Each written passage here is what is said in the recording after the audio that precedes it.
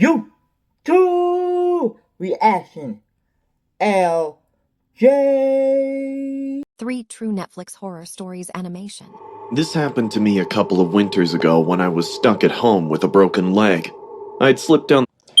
How much time did y'all end up breaking a leg and getting stuck at home?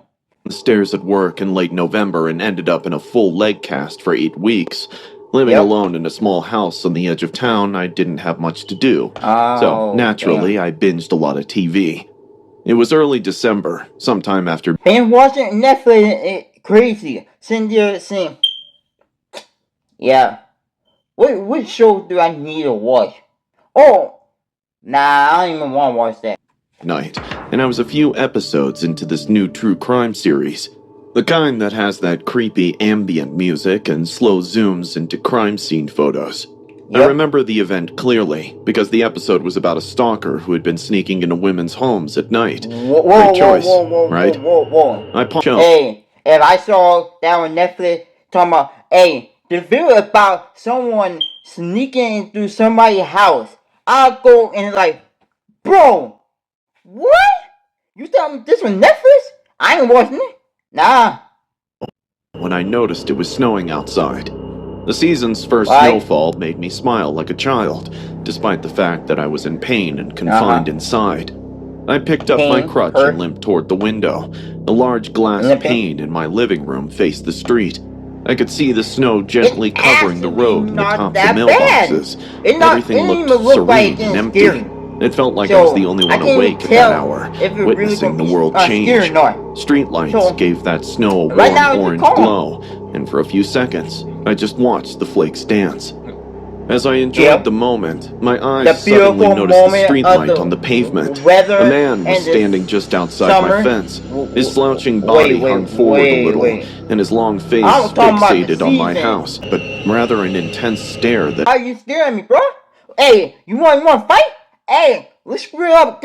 What are you staring at me for? I'm trying to look through the window and see the beautiful season of the winter, and you just standing there looking through my eyes. You definitely want to fight. Had hidden intentions. He stood a mere 10 feet away from the street lamp, allowing me to clearly see his face. He had neither a scarf nor hat on. How could someone stand in the cold without any warm clothes on? From that very moment on, everything about that man started to feel odd to me. He didn't blink, despite the snowflakes covering his hair, eyebrows, and even his eyelashes. He didn't even try to wipe them off. It was as if he was beyond all human sensation, more like a robot in human disguise. He was just staring right at my house. He was staring directly at me. My stomach dropped. You definitely didn't kill him. Kill him. You might go to jail, but kill him. Or probably call 911. I didn't want to assume the worst at first. Maybe he was a neighbor. Maybe he was drunk. But the longer I looked, the more I realized why were you assuming? He was too still. He was neither swaying nor shifting his weight. He seemed to be frozen, and all of a sudden, he waved at me. Okay. With my heart racing, I limped back to the house, immediately locked the front door, and then double-checked to make sure the back door was secure. All windows locked. I shut the drapes to that front window and sat back on the couch, crutch leaning next to me. I muted the TV and just listened. 10 minutes passed. Nothing happened. There was not a single sound.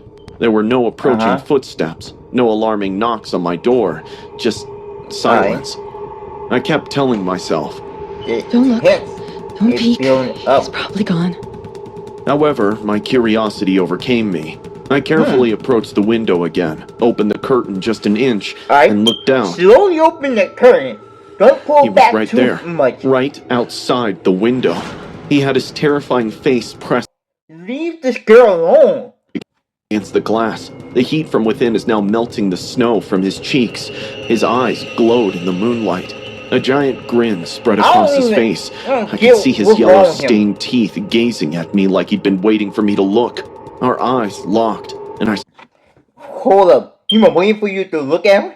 So he probably been stalking you from the beginning when you started watching that Netflix show. I swear my blood froze. I stumbled backwards and almost dropped my crutch as I screamed. I quickly reached my phone and dialed 911. I could barely speak because my voice was shaking so much. The dispatcher tried to calm me down and asked me to report exactly what's happening. It took me a few nervous seconds to gather my courage and report the incident. There's a man outside my house. Please call 911. He was watching me through the window.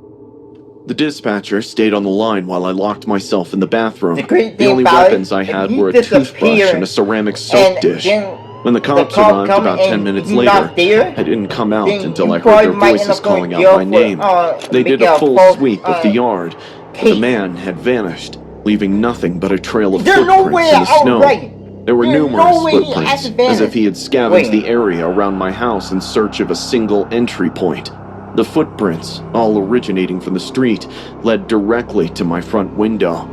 The cops said it looked like he'd been walking in circles around the house at some point. I filed a report. The man been stalking you. He been stalking you for a minute before the car even came, or before you called 911. Of course, but they had no leads. There was no security cam footage, and there were no witnesses. Damn. Just a set of prints in the snow, and the memory of that man's face burned into my brain. For weeks after that, I slept with the lights on and a hammer under my pillow. The scariest thing? I still don't know how long he was watching me before I noticed. Yeah. Or if maybe it wasn't his first time. He has been watching you for an hour or so. Maybe 2. I'm 16 now, and this happened not too long ago. It was the first time in months I'd had the apartment to myself. My parents had left that evening to go visit. Hey, at 16 by yourself, without your parents, what's the first thing you're doing? I know most of y'all thinking, hey, at 16, I gotta call all my homies and we doing a house party. Like, that's what normally a high schooler would definitely do. My grandma, who wasn't doing well across town. I didn't go because of school the next morning, but honestly, I was excited to be home alone. About 3 hours after they left, my mom called. She told me it had started pouring badly where they were, and the thunderstorm looked like it would last all night. They intended to spend the night at my aunt's house, which is close by, and return early the next day. Peter, please make sure you lock all the windows and doors before bed, okay? She said, before hanging up. I said I would. The great thing about I meant to, you but live I in was an in full... apartment. Look at this. You live in an apartment. You got so much different neighbors in that small little apartment that could come at any random time, so you wouldn't even know. Slow mode by then. I had loud music playing, junk food on the table, and a horror movie queued up. I lit one smoke, crashed on the couch, and just melted into the night. It was raining outside, and the sound was calming. Somewhere around the second act of the movie, I must have dozed off. Allowed me to smoke at 16. I woke up hearing knocking sounds. My eyes shot up. I could feel my heart pounding. The knocks were not very loud, but they were enough to make me open my eyes wide.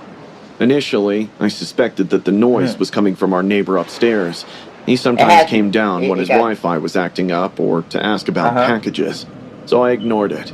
But then it came again. It was more intense this time. Knock. Knock. Knock. Why is it so heavy? Why is he banging the door like, open the door? Something felt off. I paused the movie, stood up, and looked around. That's when I noticed that my front door was wide open. Rain was splashing in from the open hallway window. A gust of wind had blown some junk mail onto the floor. My heart sank. I knew I forgot to lock it. I quickly rushed over and slammed it shut, locking the deadbolt immediately. I tried to make sense of it. Maybe it was slightly ajar and the wind blew it open. If someone did open it and got... If you did forget the locked door, then someone probably already crawled in that house. And you probably didn't know. Wow. You won't get your in, then I would have heard that person, right? So many thoughts were going on in my mind. Just then, I heard giggling behind me. The laughter was unlike any you might hear from a friend or a sitcom. The laughter was soft and wet, almost childlike. I turned my head around slowly. For a few seconds, I saw nothing but the empty couch and dark floor. Then A face, a head, a full human body emerged from behind the television cabinet. A human figure was crawling on all fours, and I knew that person well. He was the brother of our upstairs neighbor. I'd seen him maybe 3 times before in my life, always with someone supervising him. Everyone in the building knew about his mental history and unstable condition. He was rarely outside unless his brother had him by the arm. When I fell asleep, he must have gotten in and hid behind the cabinet. I watched in horror, not knowing what to do. Before you do anything, think, what were y'all doing in this situation? Comment down below, and the first person that said the craziest thing they were doing in this situation would definitely get a shout out. The guy was crawling across my floor with his back arched, knees and palms on the ground, and his head tilted up. He stared directly at me with an unblinking grin. You're not going to knock him out or I backed up until I hit the door behind me. What the hell? I stammered. He kept crawling, coming closer each passing second, and then he lunged. He began to scratch at my face, his laughter piercing my soul. I screamed like I had never screamed before. His laughter grew louder, from raspy to demonic, transforming into a growl. Go and grab anything. This is creepy. This is worse than his what the last fingernails guy scraped did. down the side of my face and neck. After a lot of struggle, I managed to kick him off. I scrambled to my feet and bolted into the hallway. Right there, in the stairwell, I bumped into his brother, our neighbor. He had fear and panic all over his face. Seeing me panting, he understood what must have happened. He rushed into my apartment and came out grabbing his brother, who was still laughing like a psycho. He kept pulling his brother back while apologizing over and over. The guy was still The thing is, why you're normal, but your brother is insane? That's messed up. Was your brother always born and mess up? Your brother had to be messed up. To come at me. I was standing there, blood on my cheek, completely in shock. I think I asked something like, why was he in my apartment? Yeah. But I don't even remember if I said it out loud.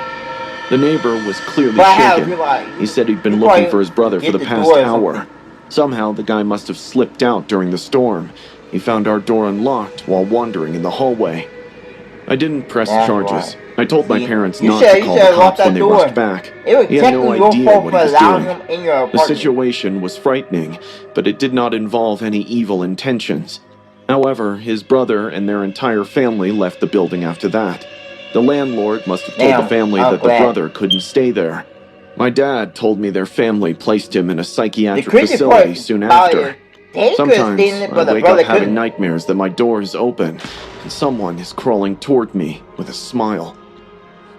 Who in the right mind would have a nightmare like that?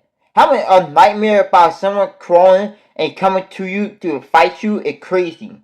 Story 3. This was undoubtedly the most terrifying night of my life, beginning as a typical Netflix and chill date. I'm 25 and I've been seeing this girl Ava for a few weeks. She's the kind of girl who's smart, funny, and beautiful. I fell for her instantly. So one Friday night, I invited her to come over for a movie date and a cozy dinner at my place. As someone living alone, I needed to prepare my house to welcome a guest, especially since it was a woman. I cleaned the place, picked out a horror flick, and got a decent bottle of wine. It was our first time really hanging out without distraction. In every story, all the videos, y'all are picking horror film Netflix shows. Y'all not picking no chill show. No, it's Netflix horror. That's the reason why it's like that. And all I expected was some privacy. Everything was perfect. Dim lights, a movie playing while we sipped the wine sitting on the couch. Full-on romantic vibe. But we were laughing, kissing each other from time to time. And about halfway through the movie, I heard a creak from the bathroom door. It sounded like someone shut it very slowly. I paused the movie. You hear that? I asked. Ava looked at me confused. Was that the bathroom? I brushed it off. Old apartment. Doors swell when it rains. It probably I tried like to laugh it door away. We got back into the movie. In the next 5 minutes, my hand was on her shoulder, and we were closer than ever. Hey, my dog, he about to get the action. And she blushed, looking at mine. Before I knew it, we had started making out. For probably 5 magical minutes, all was going well. 5 minutes? But then suddenly, a 5 minutes high-pitched is too long. scream tore through the 5 apartment. minutes? Both of us jumped in horror, not knowing what just happened. The sounds of glass shattering in the bedroom made me believe it wasn't just me and Ava at my apartment. We have a third uninvited guest with us. We froze. Ava clutched my arm, eyes wide. What the hell was that? She whispered. I got up and ran toward the bedroom, half expecting to find my mirror had just fallen or something. Instead, standing barefoot in the middle of the bedroom was Marissa. Marissa was my ex-girlfriend. Oh, so that's your crazy psychopath that don't want nobody to be with you except for her. Wow. Devastating breakup of my life. Her hair was all messed up like she hadn't brushed it in weeks. She was standing barefoot, holding my bottle of cologne in one hand and Ava's hoodie in the other. There was broken glass everywhere. Her hands had little cuts on them, but she didn't seem to notice. She looked at me with this completely unhinged expression. She doesn't know you like I do! Leave me alone! Let me have some free time. We broke up a year ago, and you only went on one date, and now you tell me that you love me, and we've been together for longer than a year? So you can let me have some fun time and spend some new. She started pacing slowly, sniffing the hoodie, muttering Ava's name under her and you breath. already acting like this? We've been together for longer than a year.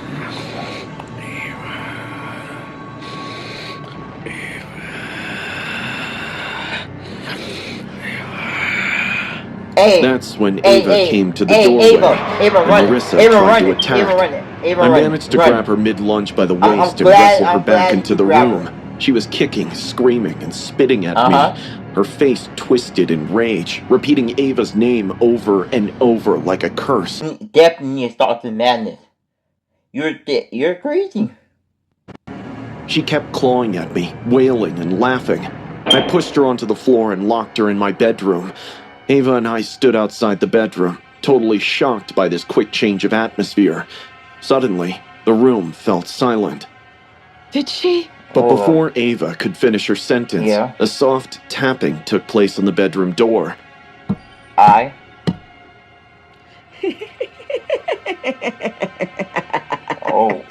Nah. Marissa laughed for a while and sobbed like a 4-year-old, and then laughed again. It was a full psychotic episode, straight out of a horror movie. I couldn't take any more risks because I knew something had snapped in her. We called the cops. It took about 10 minutes for them to arrive. Ava was shaking. Rather, she turned her glance towards me and said in a calm voice, What? I just wanted to talk to you. About what? How could you let her wear my hoodie? You mad because he left you? You doing all this because he left you and he found a new girl and he don't want you anymore. That completely messed up. She refused to stand. She began yelling, asserting her rightful place, accusing me of deceiving the other girl, and continued claiming that she understood me better than anyone. It took both officers to get her out of my apartment. Ava and I watched from the living room window as they walked into the cop car. She had stopped screaming by the key that I kept under the plant outside my door. She let herself in, waited in the bathroom until we got there, and then slipped into my room during the movie. She was watching us the whole time. She'd been placed under psychological care now. I never pressed charges, but I changed the locks the next day. As for Ava, she's still around, stronger than me, honestly. And she said she'll never forget that night.